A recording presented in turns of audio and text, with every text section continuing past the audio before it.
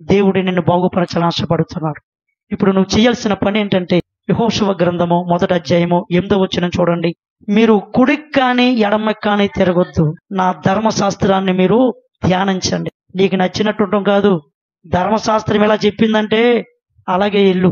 నువ్వు చేయాల్సిన మొదటి పని, ప్రతిరోజు వాక్యం చదువుకుని వాక్యం ఏం చెప్తుంది. నేను మళ్ళీ చెప్తున్నాను దేవుని బిడ్డలారా, టైం లేదు, లేదంటే నాకు చదువు లేదంటే కుదరదు. నీకు ఈ వాక్యం ఇచ్చాడంటే కాళ్ళు యాళ్ళ పడి వాక్యం చదివించుకో, రోజు విను, రోజు జీవితాన్ని మార్చుకో. అందుకే ఈ వాక్యం ఇచ్చాడు. ఒక మాట పట్టుకుని యేసయ్య నా కోసం చనిపోయాడు, నేను పరలోకం వెళ్ళిపోతానంటే కుదరదు.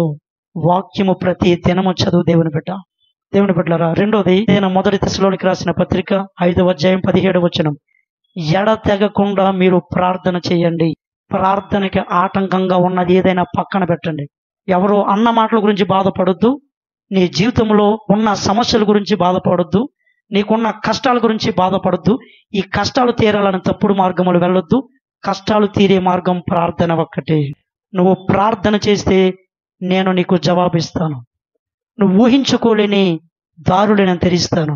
అది ఏదైనా మెడికల్ గానైనా, ఫైనాన్షియల్ గానైనా, ఈ లోకంలో నీ లైఫ్ సిచ్యువేషన్లో ఏదైనప్పటికీ కూడా I will open the door for your prayer. నేను నీ ప్రార్థనకి ద్వారాలు తెరిస్తాను అన్నాడు. కాబట్టి నువ్వు తప్పకుండా ప్రార్థన చేయాలి.